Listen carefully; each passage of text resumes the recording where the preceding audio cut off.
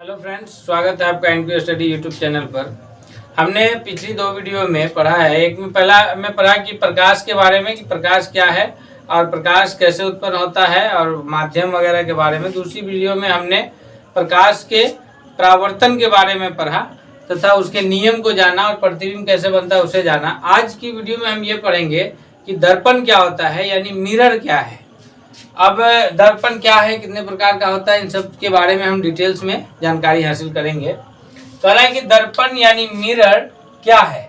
तो दर्पण वह युक्ति है जो अपने ऊपर आपतित संपूर्ण प्रकाश की किरणों को नियमित रूप से परावर्तित कर देता है, उसे हम दर्पण कहते हैं। यानी कि वह युक्ति यानी वह ऑब्जेक्ट जो अपने ऊपर आने वाले सारे प्रकाश की किरणें को, सारी लाइट को वो क्या करता है कि रेगुलर रिफ्लेक्शन करता है। यानी बिना रोके, एक जरा भी लाइट में थोड़ा बहुत भी रोके हुए, बिना उसको रोके लगातार उसको जो है रेगुलर उसको रिफ्लेक्शन करता रहता है। तो वैसे ऑब्जेक्ट को हम कहते हैं मिरर या दर्पण। जैसे ये देखिए, एक कोई दर्पण है, ये क्या कर रहा है कि ये प्रकाश की किरण आ रही है, इसको यहाँ से आपतित हो रही है, इसको परावर्तित कर दे रहा है। ये प्रकाश की किरण आ रही है, इसको परावर्तित कर दे रहा है। ये प्रकाश की किरण आ रही है, इसको परावर्तित कर दे रहा है। तो इस ऑब्जेक्ट को हम कहेंगे दर्पण। यानी कि जो प्रकाश की किरणों को बिना रोके उसको रेगुलर लगातार जो है क्या कर रहा है, परावर्तित कर रहा है। तो ये कहलाता है दर्पण या मिरर। अब क्या है कि दर्पण कितने प्रकार का होता है, टाइप्स ऑफ मिरर के बारे में, कि दर्पण जो है मुख्यतः तीन प्रकार के होते हैं। दर्पण कितने प्रकार के होते हैं? तीन प्रकार के होते हैं। पहला है समतल दर्पण यानी प्लेन मिरर, दूसरा है गोलीय दर्पण यानी स्फेरिकल मिरर, और तीसरा है परवलयाकार दर्पण यानी कि पैराबोलिक मिरर। अब इन तीनों दर्पणों में थोड़ा थोड़ा सा का अंतर है। दर्पण है यानी मिरर है तो सबका काम वही है, क्या चीज, कि प्रकाश की किरणों का यानी रे ऑफ लाइट को क्या करना, रिफ्लेक्ट करना, प्रकाश की किरणों का लगातार परावर्तन करना। ये तीनों दर्पण का काम है। तीनों का काम क्या है कि प्रकाश के किरणों का परावर्तन करना। लेकिन इनके शेप, इनकी बनावट, इनके आकार के आधार पे तीन रूपों में दर्पण को बांटा गया है, कि समतल, उसके बाद गोलीय और परवलयाकार यानी कि पैराबोलिक। तो ये किस आधार पर बांटा गया दर्पण को? उसके शेप, उसकी बनावट के आधार पर। वरना तीनों का काम क्या है कि प्रकाश आने वाले, अपने ऊपर आने वाली प्रकाश की किरणों को रिफ्लेक्ट करना। तीनों का काम एक ही है, बस तीनों को उसके बनावट के आधार पर बांट दिया गया है।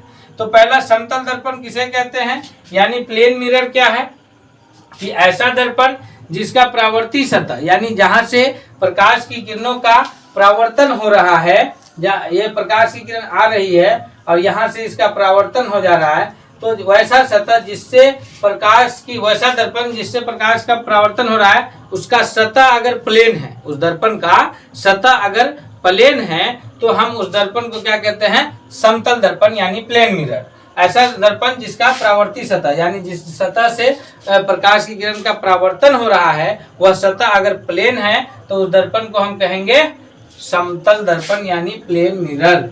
यानी यहाँ पर क्या हो रहा है, इस दर्पण का ये सतह कैसा है, ये प्लेन सतह है, और इस प्लेन सतह से प्रकाश की किरणों का परावर्तन हो रहा है, तो ये कैसा सतह कहलाएगा, ये सतह कहलाएगा समतल दर्पण। दूसरा क्या है, गोलीय दर्पण यानी स्फेरिकल मिरर। तो ऐसा दर्पण जिसका परावर्ती सतह गोलीय हो, कैसा हो, गोलीय हो, यानी कि इस गोले के आकार का हो, इस तरह का हो, और यहाँ से प्रकाश की किरणों का परावर्तन हो रहा है, यहाँ से प्रकाश की किरणों का परावर्तन हो रहा है। तो जब किसी ऑब्जेक्ट के गोलीय सतह से प्रकाश के किरण का परावर्तन होता है, तो हम उस गोला को क्या कहते हैं, कहते हैं गोलीय दर्पण। उस गोला को क्या कहते हैं, गोलीय दर्पण। गोलीय दर्पण दो प्रकार का होता है, एक होता है अवतल दर्पण और एक होता है उत्तल दर्पण। अवतल दर्पण किसे कहते हैं, उत्तल दर्पण किसे कहते हैं, ये दोनों दर्पण को हम पहले डिटेल्स में जानेंगे गोलीय दर्पण के पढ़ते वक्त। अभी हम ये जाने कि गोलीय दर्पण का भाग है अवतल और उत्तल, और गोलीय दर्पण क्या है कि वैसा दर्पण जिसका परावर्ती सतह जो है एक गोला के आकार का हो, वो गोलीय दर्पण है। तो और ये गोलीय दर्पण के अलग अलग जो प्रकार है उसके बारे में हम डिटेल्स में अभी आगे पढ़ेंगे। इससे पहले हम अभी ये पढ़ेंगे कि समतल दर्पण में कैसे प्रतिबिंब बनता है और उस प्रतिबिंब की क्या खासियत होती है। फिर हम पढ़ते हैं गोलीय दर्पण के बारे में। लोग समतल दर्पण के बारे में देखेंगे कि समतल दर्पण क्या है। तो अभी हमने आपको बताया है कि समतल दर्पण यानी प्लेन मिरर किसको कहते हैं कि जिस दर्पण का परावर्तक पृष्ठ समतल होता है, यानी प्रकाश की जो किरणों का परावर्तन है वो अगर समतल सतह से हो रहा है, दर्पण के समतल सतह से, तो वैसे दर्पण को हम क्या कहेंगे, समतल दर्पण कहेंगे। तो जैसे यहाँ पे ये एक दर्पण है, इसका परावर्तक सतह कौन सा है, समतल है। यहाँ पे आ रही है प्रकाश की किरण और ये परावर्तित हो जा रही है, ये प्रकाश की किरण आ रही है और ये परावर्तित हो जा रही है। तो ये कैसा दर्पण है, समतल दर्पण है। यहाँ पे प्रकाश की किरण आती है, परावर्तित हो जाती है, फिर यहाँ पे प्रकाश की किरण आती है, परावर्तित हो जाती है। तो इस प्रकार का यह दर्पण कैसा दर्पण है, समतल दर्पण है। कैसा है, समतल दर्पण। तो इस दर्पण की खासियत यह है कि इस दर्पण के सामने हम जहां पर प्रतिबिंब रखते हैं तो वह उसकी जो प्रतिबिंब है, दर्पण की जो प्रतिबिंब है, यहाँ पर रखे तो एक प्रकाश की किरण इस तरह से गई और ये आएगी और ये वैसे ही लौट जाएगी। इस तरह से इसको जब हम पीछे की तरफ बढ़ाते हैं और ये पीछे की तरफ जाके एक बिंदु पर मिलता है जो कि इस तरह का एक प्रतिबिंब बनता है। तो इस तरह से हम ये कहते हैं कि समतल दर्पण में जहां पर समतल दर्पण में क्या होता है कि वस्तु का जो प्रकाश की किरणों का जो परावर्तन है वो समतल सतह से होता है और लगातार होता है। और समतल दर्पण में क्या होता है कि इसकी विशेषता क्या है समतल दर्पण की, तो इसकी जो पहली विशेषता यह है कि समतल दर्पण में बना प्रतिबिंब सीधा और आकार में वस्तु के बराबर होता है। क्योंकि समतल दर्पण में हमेशा क्या है, समतल दर्पण में प्रतिबिंब जो होता है वो दर्पण के पीछे बनता है। समतल दर्पण का चूंकि वो समतल है, उसका कोई केंद्र नहीं है, उसकी कोई त्रिज्या नहीं है, इसलिए उसकी फोकस दूरी जो होगी वो अनंत पर फोकस दूरी होती है।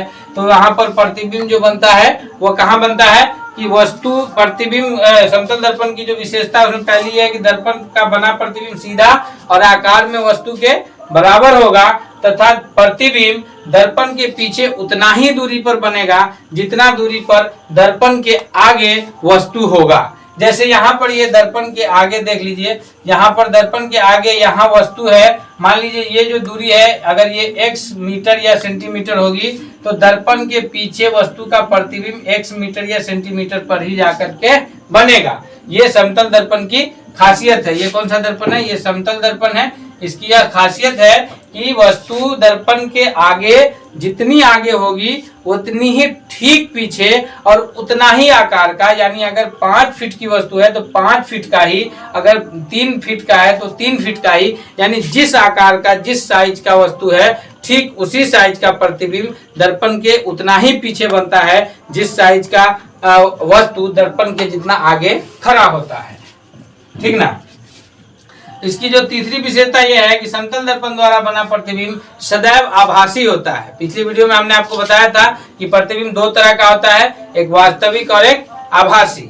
अगर वास्तविक और आभासी प्रतिबिंब अभी आप नहीं समझ पा रहे हैं तो हमारा पिछला वीडियो जो है प्रकाश का परावर्तन, उसका लिंक यहाँ डिस्क्रिप्शन में मौजूद है, वो देख लीजिए, उससे समझ में आ जाएगा कि समतल दर्पण द्वारा बना प्रतिबिंब कैसा होता है, सदैव आभासी होता है। और समतल दर्पण में एक और खासियत है, एक और परिवर्तन आता है कि जब आप खुद को समतल दर्पण के सामने ऐसे खड़े होकर के देखेंगे तो आप ये देखेंगे कि अगर आप दर्पण से जितना आगे खड़े हैं आपका प्रतिबिंब ठीक दर्पण के उतना ही पीछे बन रहा होगा।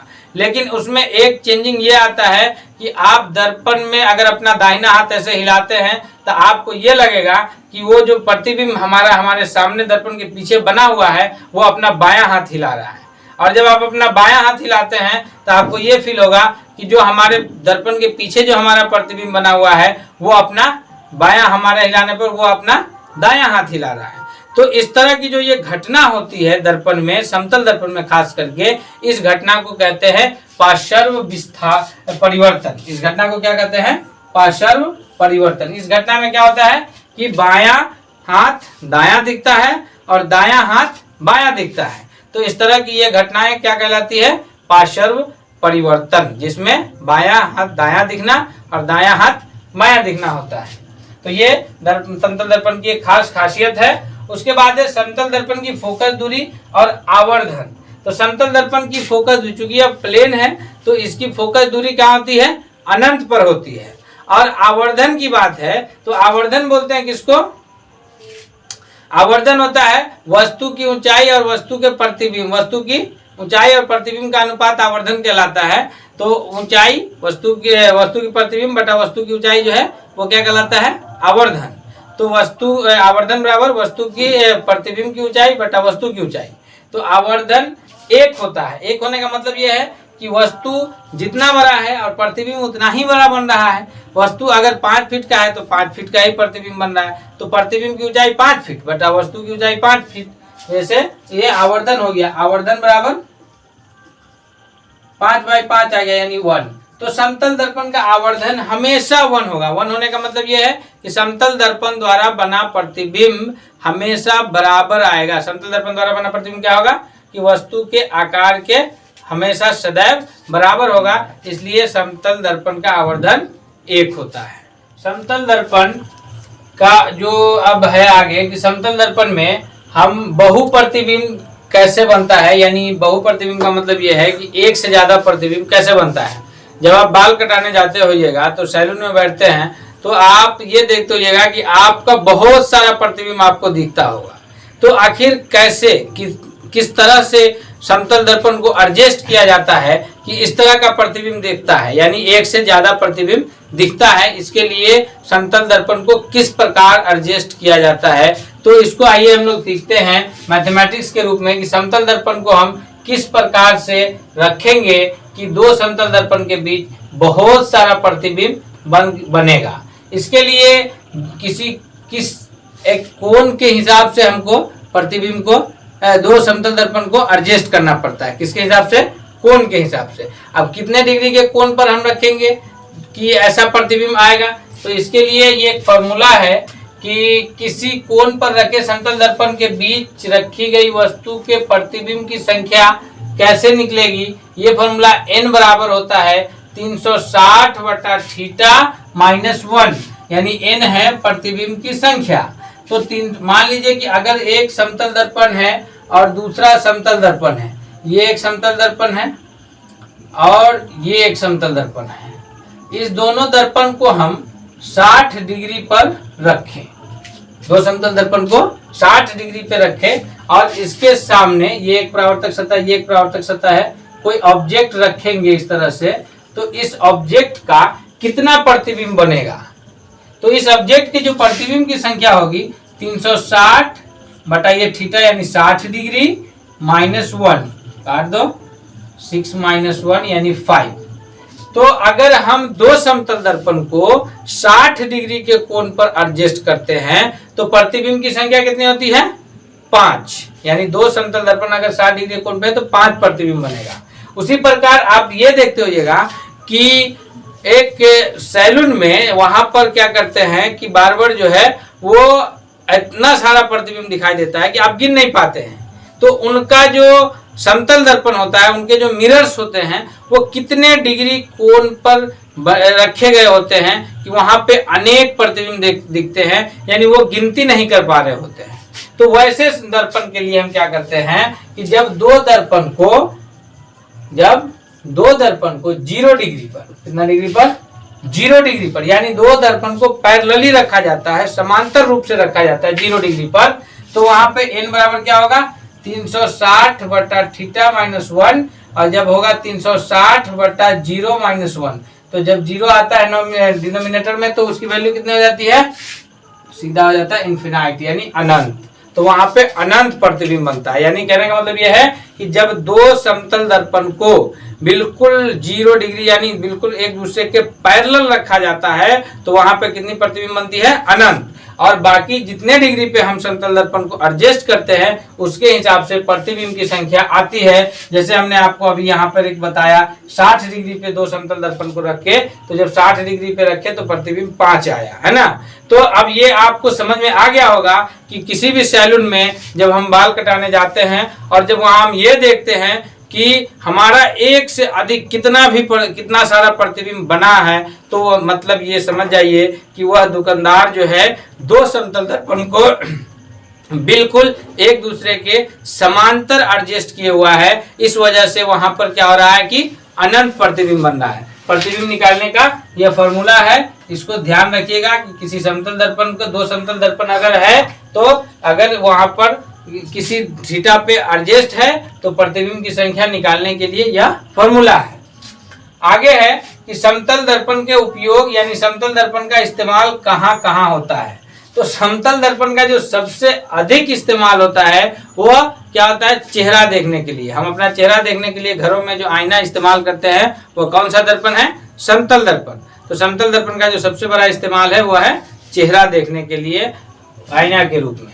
उसके बाद जो समतल दर्पण का दूसरा सबसे बड़ा इस्तेमाल है, समतल दर्पण का उपयोग बहुमूर्ति दर्शन यानी कैलाइडोस्कोप के रूप में करते हैं। बहुमूर्ति दर्शन यानी बहुत सारे फोटो एक साथ देखने के लिए, एक ही फोटो का बहुत सारे फोटो, अभी बताया ना आपको कि हमारा ही अनंत प्रतिबिंब बन करके आता है। तो वहां पर हम एक ही होते हैं लेकिन हमारा प्रतिबिंब कितना होता है, बहुत सारा होता है। कैसे कि दो समतल दर्पण को हम अलग अलग एंगल पे जब सेट करते हैं तो वहां पे हमारे प्रतिबिंब की संख्या बढ़ जाती है। तो प्रतिबिंब का यानी दो समतल दर्पण का उपयोग करके बहुमूर्ति दर्शन के लिए भी समतल दर्पण का इस्तेमाल किया जाता है। और समतल दर्पण का तीसरा जो सबसे बड़ा इस्तेमाल है वह है परिदर्शी के रूप में समतल दर्पण को लाया जाता है। परिदर्शी का मतलब ये होता है कि जब बड़ी बड़ी कंपनियां का टैंकर निकलता है या हमारे पनडुब्बी जहाज निकलते हैं या बंकर निकलता है जिसमें क्या होता है, सैनिक छिपे रहते हैं और वो बाहर के वस्तु को देखते रहते हैं। सैनिक छिप के बाहर के वस्तु को देखने का क्या मतलब कि वो बाहर से कोई उस टैंकर पे, उस बंकर पे, उस पनडुब्बी पे अटैक तो नहीं कर रहा है, सैनिक ये देख रहे होते हैं। तो और बाहर के लोगों को ये पता नहीं होता है कि उस टैंकर में या उस टैंकर, बंकर और उस पनडुब्बी में कोई सैनिक छिपा है, उसे मालूम नहीं होता है। लेकिन उसमें सैनिक छिप करके समतल दर्पण का इस्तेमाल किया जाता है। और समतल दर्पण के इस्तेमाल से क्या होता है कि सैनिक दो समतल दर्पण का इस्तेमाल करके बाहर के चीजों पर नजर रखे होते हैं और अगर कहीं से भी थोड़ा भी उनको ये खतरा महसूस होता है तो वो वहां से उसकी हिफाजत करते हैं। तो इस तरह से समतल दर्पण काफी उपयोगी दर्पण है। ये लगभग समतल दर्पण आपको हर घर में 2-4 समतल दर्पण मिल जाएगा, क्योंकि चेहरा देखने के लिए हर घरों में समतल दर्पण का इस्तेमाल हो रहा है, इसलिए हर घर में हम 2-4 समतल दर्पण है। दूसरा है बहुमूर्ति दर्शन के रूप में एक से अधिक फोटो दिखाने के लिए हम किसका इस्तेमाल कर रहे हैं, समतल दर्पण का। तीसरा क्या है कि पनडुब्बी में या फिर बंकर में या टैंकर में जो सैनिक छिप करके बैठे होते हैं, जिनका काम क्या है कि वो सामान की हिफाजत करने के लिए बैठे होते हैं, तो वहां भी समतल दर्पण का इस्तेमाल हो रहा है। तो इस तरह से समतल दर्पण काफी उपयोगी दर्पण है। आज हमने ये जाना कि समतल दर्पण क्या होता है, उसकी प्रतिबिंब कैसे बनती है तथा उसकी प्रतिबिंब की प्रकृति क्या होती है और उसका उपयोग क्या है, और एक ये भी फॉर्मूला सीखा कि दो समतल दर्पण को कैसे एडजस्ट करेंगे तो कितना प्रतिबिंब बनेगा। आगे की वीडियो में हम ये देखेंगे कि गोलीय दर्पण क्या है और गोलीय दर्पण के जो दोनों प्रकार हैं वो क्या है, और वो प्रकार गोलीय दर्पण के अवतल उत्तल दर्पण में प्रतिबिंब कैसे कैसे बनते हैं। इन सारे वीडियो को हम डिटेल्स में देखेंगे। इसलिए अगर आप हमारे इस YouTube NQ study YouTube channel पर नए हैं तो सबसे पहले आप हमारे चैनल को सब्सक्राइब कीजिए तथा बेल आइकन को दबाइए ताकि हमारा सारा वीडियो आपको सबसे पहले पहुंचे।